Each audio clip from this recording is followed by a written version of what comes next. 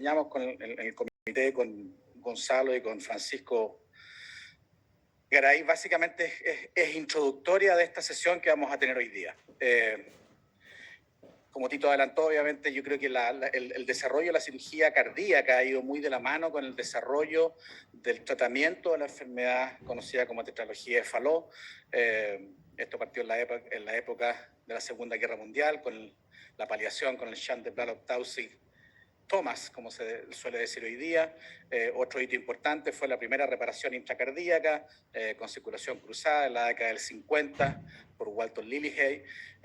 Por esos años comenzó y se empezó a desarrollar la circulación extracorpórea propiamente tal como la conocemos hoy día, o fueron sus inicios, y el primer reporte de uso de parche transanular para reparar la tetralogía de Fallot fue hecho por Kirklin en la Mayo Clinic. Posteriormente vino la introducción de la técnica de paro circulatorio con hipotermia profunda para hacer reparación intracardíaca, y probablemente el grupo de Boston fue de los pioneros en iniciar la cirugía reparadora precoz. Brevemente, para la gente menos experta que nos está escuchando aquí presencial y sobre todo los que no están en el auditorio, la cirugía cardíaca con extracorpórea en los primeros años, las primeras décadas, era muy compleja de hacer, y por lo tanto la cirugía se iba postergando para edades posteriores. Y después también apareció precozmente un interés en tratar de evitar las ventriculotomías y hacer las reparaciones a través de la aurícula, remediando lo que se hace habitualmente con la cirugía de cierre de comunicación interventricular. Me han parecido, esto obviamente alguien puede cuestionarlo, pero a mí me ha parecido que estas son hoy día las controversias, y vamos a tratar de desarrollarlas todas más o menos rápido, a forma introductoria. Uno es la cirugía paliativa versus la reparación primaria precoz, esa es una. La vía de abordaje transventricular versus transatrial, el uso o no de válvula monocúspide, las técnicas de preservación de válvula pulmonar, que es algo que está más en boga en los últimos 10 años, las indicaciones de reemplazo valvular pulmonar, eso se sale un poco de la sesión de hoy día, pero tiene que ver con el futuro de estos pacientes, y probablemente el plato fuerte de este tema yo creo que es el sexto, que es el enfrentamiento del recién nacido sintomático, y a eso es lo que se va a referir después el doctor David Barron, que espero que ya nos esté escuchando. El primer punto, cirugía paliativa versus reparación precoz. Esta es una diapositiva re antigua que yo la usé probablemente en alguna controversia con el Pepo Hecker hace mucho tiempo, cuando empezó a ponerse en boga en nuestro medio también la cirugía reparadora precoz, que fue a principios de los 90. La Católica presentó en este congreso la primera serie de pacientes reparados precozmente dentro del primer año de vida. Ese fue un trabajo que hizo Miguel Navarro. Entonces, obviamente, muchos pacientes con cardiopatías congénitas se mueren en las primeras semanas o días de vida. Y los que sobreviven, el problema es que desarrollan lesiones progresivas y algunas irreversibles en el corazón, pulmones, sistema nervioso central, mientras permanezcan con una fisiopatología patológica, valga la redundancia. Entonces, la corrección precoz, además de permitir disminuir la mortalidad, ayudaría a prevenir las secuelas de dichas cardiopatías. Las ventajas de la reparación precoz son la prevención de las secuelas de la hipoxia. Gonzalo Celay es autor de un trabajo que se hizo en Ann Arbor, en que se ve el impacto en coeficiente intelectual en pacientes que han sido reparados más precozmente o versus más tardíamente con respecto al impacto de la hipoxemia. Prevención de secuelas en el sistema nervioso central, disminución de la ansiedad de los padres y simplificación terapéutica, hacer un procedimiento de una vez. Esto tiene también aparejado probablemente disminución de costos. Richard Jonas ha hecho mucho el punto en esto. Y una cosa que está en el aire es si se evita o no el uso de parche transanular cuando los pacientes se posterga la cirugía. Puedo adelantar que la respuesta parece ser que eso no es así, eso no está probado que así sea. Por tanto, nuestro esquema, que probablemente es el que usa la mayoría del mundo, es que hecho el diagnóstico, el paciente con tetralogía de Fallot deberá ser operado, ojalá no más allá de los 6 meses de edad, aunque sea poco sintomático. En el recién nacido debieran operarse solamente aquellos que tienen síntomas graves. En algún momento hubo alguna intención de que los pacientes con tetralogía de Fallot asintomáticos en el periodo neonatal fueran reparados, pero eso obviamente yo creo que no tuvo mucho asidero. ¿Y cuándo hacer cirugía paliativa? Probablemente yo lo resumiría en pacientes que tengan contraindicación de circulación extracorpórea, por algunos de los ejemplos que están ahí: gravedad extrema, hemorragia cerebral, Y pues, uno podría discutir, y probablemente eso lo va a presentar después el doctor Barron, si es que en recién nacidos uno por defecto debiera evitar la cirugía correctora. Nosotros no somos partidarios de eso. Respecto a la vía de abordaje, si transventricular o transatrial, obviamente la vía transventricular es lo que está aquí diagramado, en que se hace una incisión en el ventrículo, en el infundíbulo del ventrículo derecho, se calibra la válvula. Eso en general da un acceso bastante cómodo en general a la comunicación interventricular. Y eso después se repara con un parche en el infundíbulo que amplía el tracto de salida sin tener que hacer demasiada resección muscular, sobre todo si los pacientes son operados precozmente. Y una cosa que ha cambiado en las últimas décadas es que probablemente las ventriculotomías originales eran mucho más grandes de las que se hacen hoy día. Y el paciente, cuando tiene un anillo pulmonar muy chico, obviamente se agrega un parche transanular. La alternativa es la vía transatrial y transpulmonar, en que básicamente el abordaje es parecido al abordaje de una comunicación interventricular, pero aquí hay que hacer varias maniobras de sección de tejido muscular.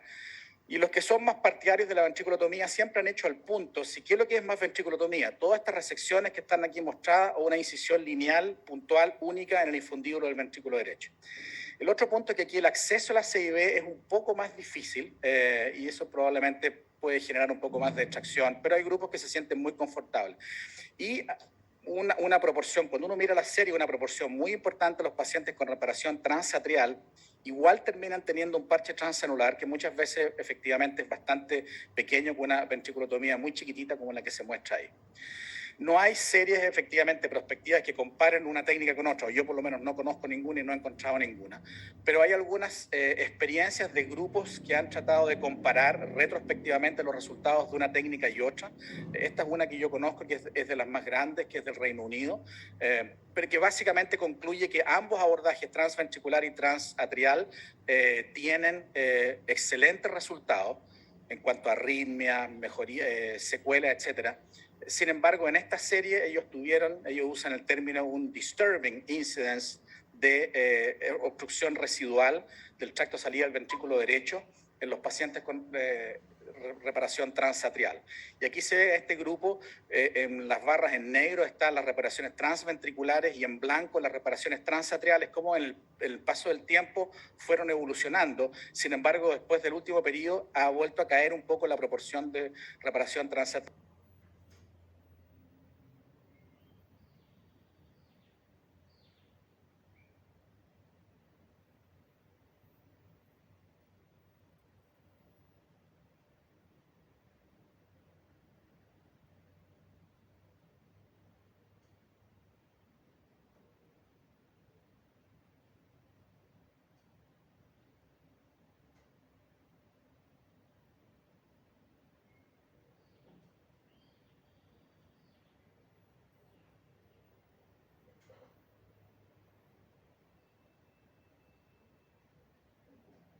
Monocúspide no me voy a extender más que 10 segundos para decir que creo que es algo que es irrelevante.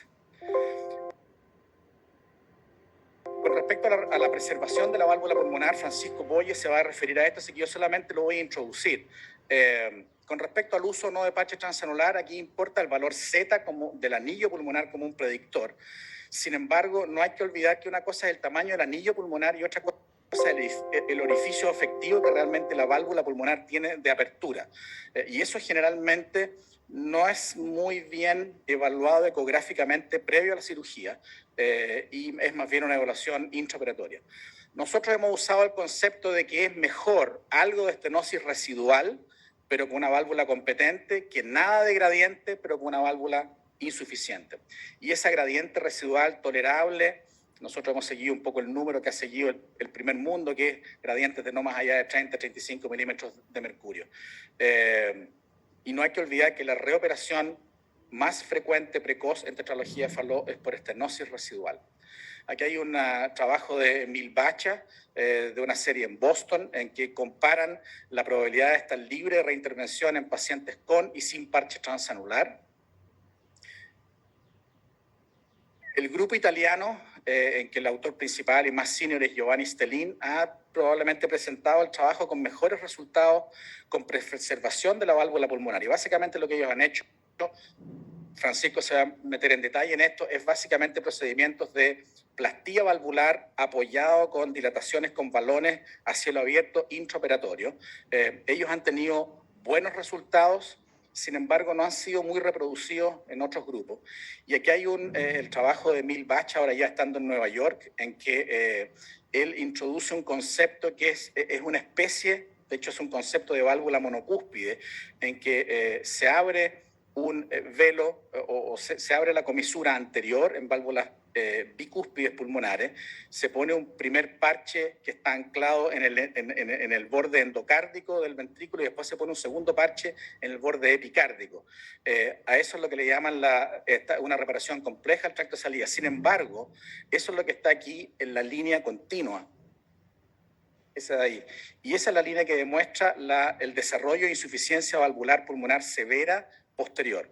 De modo que hay otro ejemplo en contraste con el grupo italiano en que el resultado de esto no ha sido tan bueno. Cuando uno mira los resultados de una investigación que hizo la base de datos de la STS, para mirar un poco cuál es la conducta en el mundo con respecto a la cirugía de Fallot, esta es una serie de más de 3.000 pacientes, de los cuales la gran mayoría han tenido reparación primaria, el 52% parche transanular, y en aquellos pacientes que tuvieron una reparación post-paliación con un CHAN-BT, el 66% igual tuvo un parche transanular, de modo que la tesis de que postergar la cirugía evitaría parches transanulares es discutible.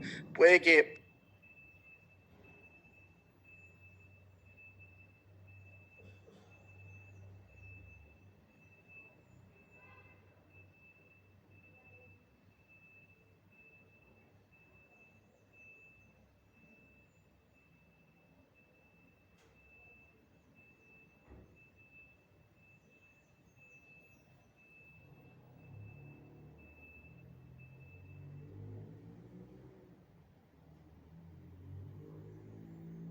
pulmonar, el uso de parche transanular se mantiene como la técnica más prevalente tanto en reparación primaria como posterior a paliación.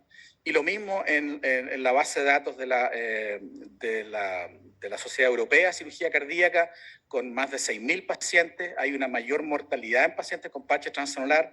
Mi opinión, que el parche transanular es un indicador de gravedad de la enfermedad más que un problema técnico. De que el paciente por no tener parche transanular tendría un mejor resultado.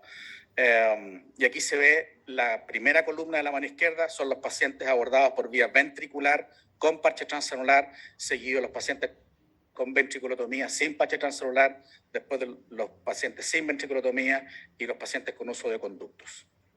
¿Cuál es el mejor momento para indicar el reemplazo valvular pulmonar? Esto se va un poco de lo que es la sesión de hoy día, solamente a modo de resumen. Nosotros básicamente nos hemos basado en los criterios por resonancia nuclear magnética, pero aquí tengo una pregunta después para que la doctora Álvarez haga. Obviamente a los pacientes no se les puede estar haciendo resonancia nuclear magnética todos los años, de modo que creo que es importante avanzar en cuál es el mejor momento para indicar la primera resonancia nuclear magnética para que los pacientes después sean seguidos. Y después cuando los pacientes son sometidos a reemplazo valvular, ahí hay una serie grande de TUEL en que el resultado con válvulas protésicas o homoinjertos más o menos similar. Una información que ha aparecido del último tiempo, que nosotros estamos empezando a seguir. Nosotros habíamos usado prácticamente, porque son las válvulas que tenemos o que usamos más, la válvula de pericardio bovino. Sin embargo, hay algunas experiencias recientes que demostrarían mejor resultado, mayor durabilidad de las válvulas porcinas en posición pulmonar. De modo que eso es un tema interesante. Y esto yo creo que es el tema más relevante, que es el enfrentamiento del recién nacido sintomático. Si operarlo o hacerle procedimientos paliativos y qué tipo de procedimientos paliativos. Yo me adelanté a mostrar esta muy buena revisión de nuestro próximo speaker, que es el doctor Barron, en que creo que está muy bien desarrollado el tema y creo que él nos va a dar una excelente charla. Solamente resumir que los factores de riesgo que parecerían aconsejar procedimientos paliativos son pacientes de muy bajo peso o con arterias pulmonares pequeñas. Y sobre esto solamente quiero hacer un pequeño challenge al doctor Barron, que es este cuestionamiento de las arterias pulmonares muy hipoplásicas. Cuando uno enfrenta a un paciente con tetralogía de Fallot, estenosis pulmonar, que tiene arterias pulmonares de ese calibre, pero que es un paciente que está saturando cerca de 80%, que no tiene colaterales, La pregunta es si esas arterias son así de chicas porque son realmente hipoplásicas o simplemente porque no están cargadas. Y si ese paciente uno lo opera eventualmente, va a pasar lo mismo que se veía con ese stent, que es que efectivamente aparecen las arterias pulmonares. Ese es un punto que Richard Jonas ha hecho y yo quería recogerlo. En los últimos 3 segundos, porque ayer tuvimos una sesión en la cual probablemente muchos no pudieron ver estos trabajos, esta básicamente resume nuestra experiencia en los últimos 30 años. Esa ha sido en 217 pacientes la distribución de edad en que se han operado nuestros pacientes, de los cuales 20 pacientes, el 4% corresponde a recién nacidos. La gran mayoría de los pacientes han tenido cirugía correctora primaria y en los pacientes que hemos hecho procedimientos paliativos han sido mayoritariamente el shunt de Blalock-Taussig, derecho modificado por esternotomía, y más recientemente algunos pacientes hemos usado stent en el tracto de salida del ventrículo derecho. En los pacientes con cirugía correctora, la mayoría ha tenido parche transanular, seguido de parche infundibular, y cerca del 20% ha tenido abordaje transatrial, que ha sido por preferencia el cirujano en pacientes en que anatómicamente ha sido adecuado. La mortalidad operatoria ha sido de un paciente, que no es un recién nacido, no hubo mortalidad en recién nacido, y el total de muertos de la serie en 30 años ha sido 8 pacientes, que están ahí detallados según el registro civil. Ha habido una tendencia a tener mayor probabilidad de estar libre de reintervención en aquellos pacientes sin parche transanular versus los con parche transanular, pero hay que pensar que los pacientes sin parche transanular no tienen una curva plana después de estar libres de reintervención. Y esa ha sido la supervivencia de los pacientes, 96% a 30 años, comparando los con y sin parche transanular.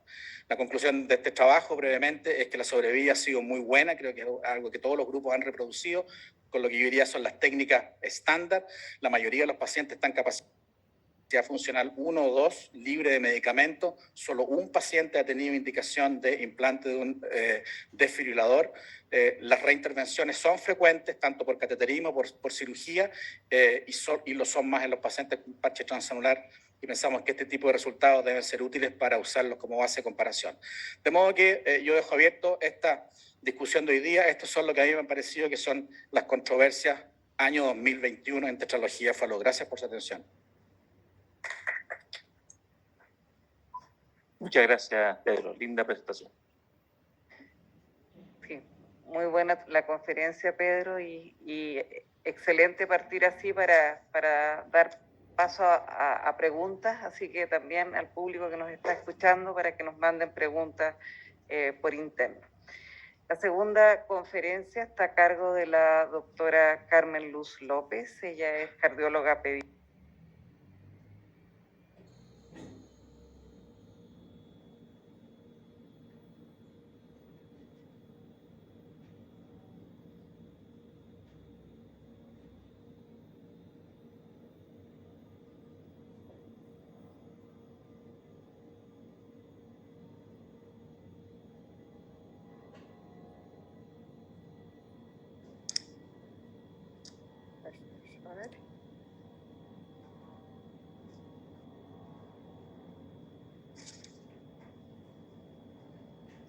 Muchas gracias por la invitación a presentar este gran tema de evaluación anatómica de Fallot mediante imágenes. Nuestro esquema de trabajo va a ser evaluar la morfología de tetralogía Fallot con imágenes, ver un Fallot como un espectro de malformaciones, evaluar las variantes morfológicas que pueden modificar la conducta quirúrgica y brevemente acerca de Fallot con algunas variantes anatómicas más frecuentes.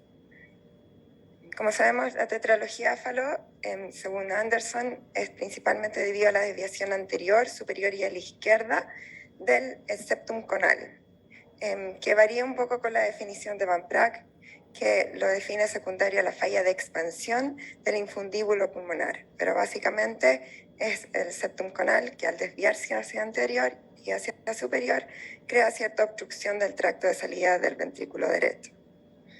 Nosotros clásicamente decimos que la tetralogía Fallot se refiere a una CIB mal alineada hacia anterior, esta desviación anterior superior a la izquierda del septum conal, un cabalgamiento de la aorta de distintas formas e hipertrofia ventricular derecha, que yo creo que este último punto es lo más variable y que a veces no está presente en pacientes neonatales. Pero lo importante es esta desviación anterosuperior del septum conal. Y como el septum conal es una es una estructura que es como la continuación de la pared entre la aorta y la pulmonar. Entonces, la aorta es una estructura unida al septum conal y al desplazarse en su interior, también se desplaza la aorta. Y eso llega a cabalgamiento de la aorta en distintos planos, en distintas magnitudes.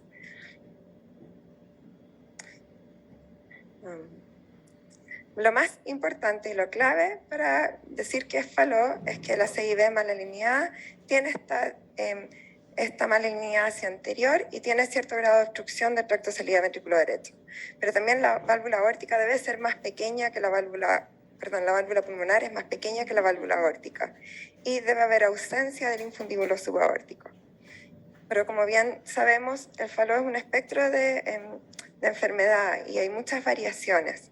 Y en cuanto a espectro es porque hay una gran severidad, la variedad en la severidad de la obstrucción del tracto de salida del ventrículo derecho. La ubicación y el tamaño de CIB puede ser variable. El grado de cabalgamiento puede ser muy variable, desde concordancia ventrículo arterial hasta más bien hablar de doble salida ventrículo derecho. Y la anatomía de la válvula pulmonar y en casos de atresia pulmonar, la fuente de flujo pulmonar es variable. Y hay ciertas variaciones, hay Fallot que se asocian con agenesia de velos pulmonares, Fallot con canal auriculoventricular o con ventanas aortopulmonares u otras variantes. Entonces vamos a hablar de CIB. La CIB en la tetralogía Fallot se encuentra entre ambos brazos de la trabécula septomarginal. La CIB generalmente está ubicada en la parte superior del septum, pero también puede extenderse hacia el tracto de entrada o posterior. Y también pueden existir CIBs adicionales que nosotros debemos evaluar antes de la primera intervención quirúrgica. Entonces, con frecuencia la CIB es perimembranosa, es decir, está adherida al velo septal de la válvula tricuspidia y por el otro lado está circunscrita por el septum conal. Pero también podemos tener CIB doblemente escometidas o yuxtarteriales, que son menos frecuentes y son aquellas en que prácticamente hay ausencia del septum conal y la CIB se extiende hacia el plano de la válvula pulmonar. Y mucho más raro es la CIB de tracto de salida, se habla cuando no es CIB perimembranosa ni yuxtarterial, sino que tiene bordes más bien casi enteros musculares. Entonces, esta es la morfología de la CIB, sí impacta, la cirugía impacta según la morfología. Y la CIB perimembranosa, sabemos que el eje de conducción auriculoventricular pasa entre la continuidad de la válvula tricúspide, aorta y mitral. Entonces, un parche puede tener un trastorno de conducción AV en ese sitio. Y por otro lado, las CIB yuxtarteriales, porque tienen esta continuidad fibrosa entre la válvula aórtica y la válvula pulmonar, con la cirugía pueden tener mayor riesgo de prolapso aórtico e insuficiencia aórtica. Pero un aspecto clave es la CIB, cómo definir esta CIB y si es el área cerrada por el cirujano para restablecer la integridad septal. Y estos son conceptos que el Dr. Yu me metió a la cabeza y en realidad que la CIB no es estrictamente cuando uno lo cierra, no es estrictamente un cierre entre los ventrículos, sino es más bien una tunelización del ventrículo izquierdo hacia la aorta utilizando la CIB. Y el parche de la CIB, la mayor cantidad del parche, está más bien en estructuras del ventrículo derecho y no del ventrículo derecho y el ventrículo izquierdo. Hay distintos grados de cabalgamiento aórtico y la extensión del cabalgamiento va a variar dependiendo del alineamiento del septum al plano del orificio de la válvula aórtica.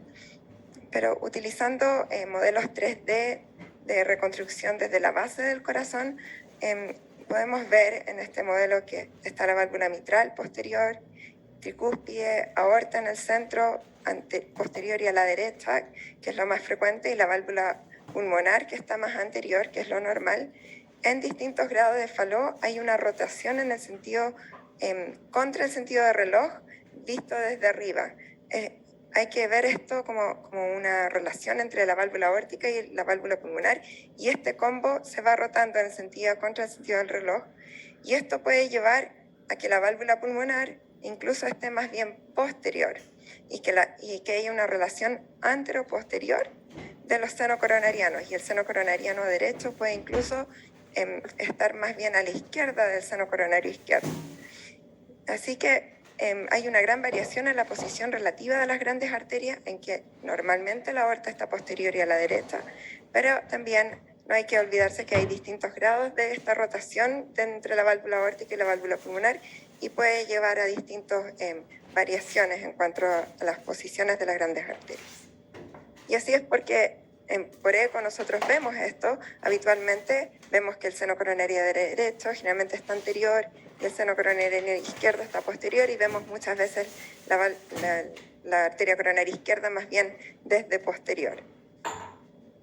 Hay distintos grados de estenosis de la tracto salida. Por debajo de la válvula pulmonar puede ser causado por desviación anterior del septum conal, que puede ser largo, corto o rudimentario, por bandas musculares o por mayor hipertrofia de la pared libre del ventrículo derecho. A nivel de la válvula aórtica, por un anillo hipoplásico o por velos que son engrosados, gruesos, poco móviles, y por sobre el plano de la válvula pulmonar, a nivel del tronco de la arteria pulmonar o a nivel de las arterias pulmonares. Por debajo de la válvula pulmonar, muy frecuente vemos que esta desviación anterosuperior del septum conal puede ser muy variable. Puede ser un septum largo, grueso, corto o con distintos grados de desviación anterior.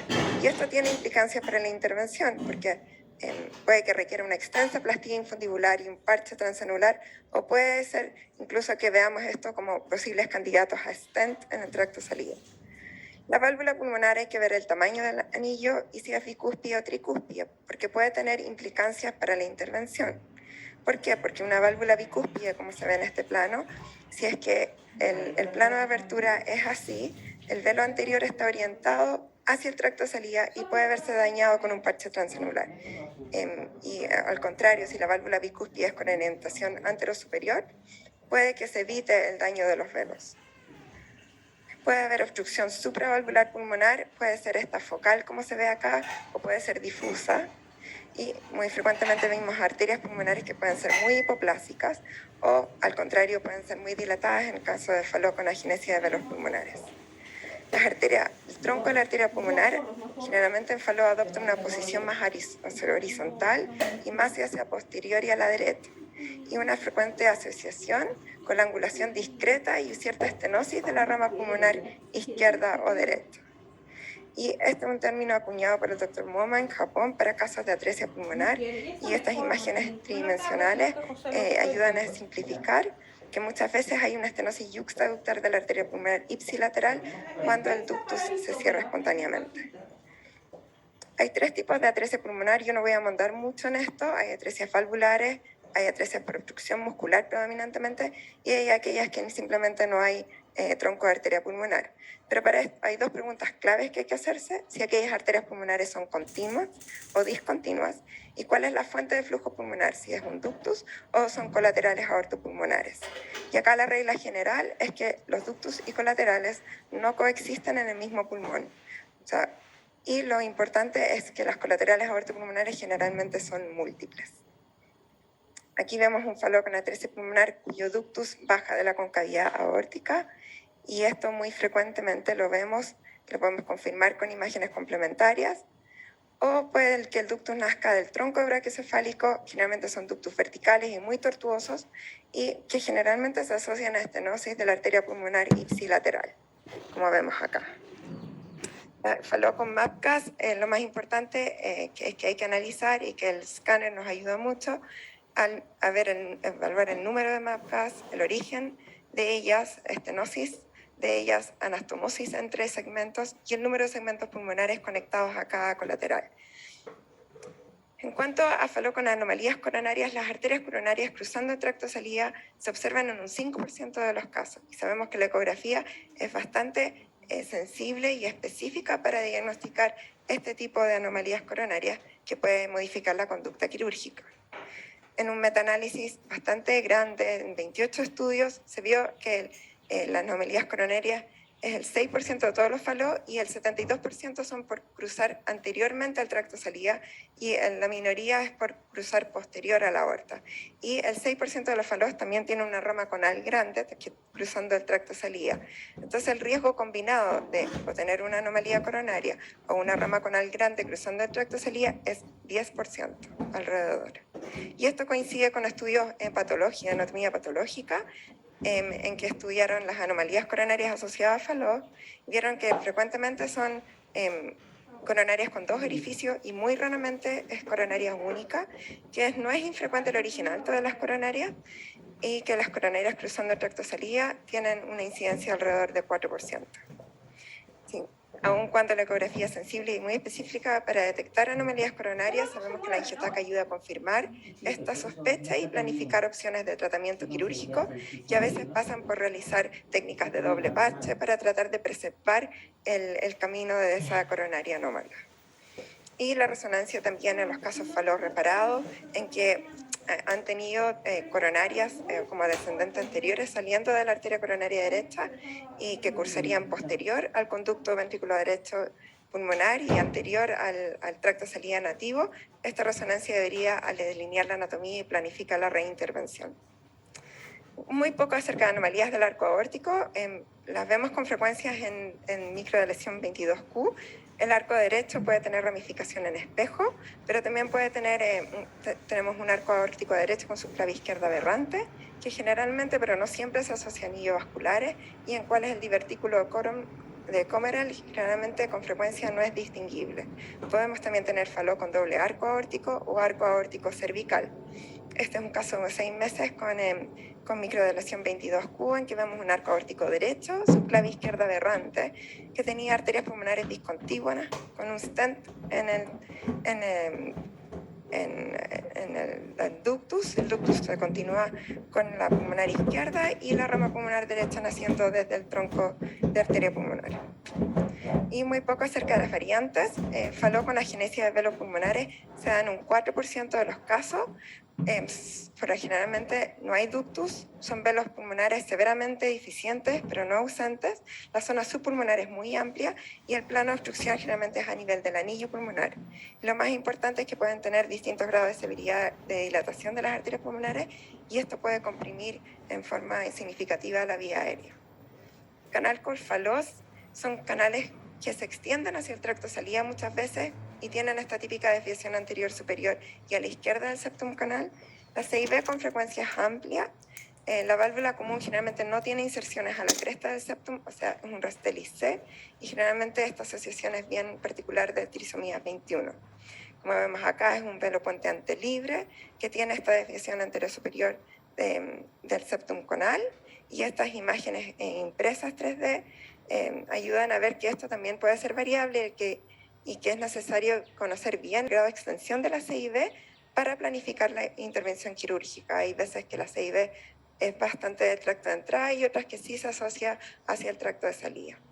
Así que como conclusión, la evaluación detallada de Fallot anatómica y sus variantes es esencial previo a una intervención, y que la ecografía y otros estudios de imágenes complementan y permiten evaluación anatómica y diferir las variantes anatómicas claves que pueden modificar la conducta quirúrgica, y que la angiografía por CT se reserva para casos de Fallot más bien con atresia pulmonar y colaterales aortopulmonares. Yo debo agradecer en especial al doctor Chi Jun.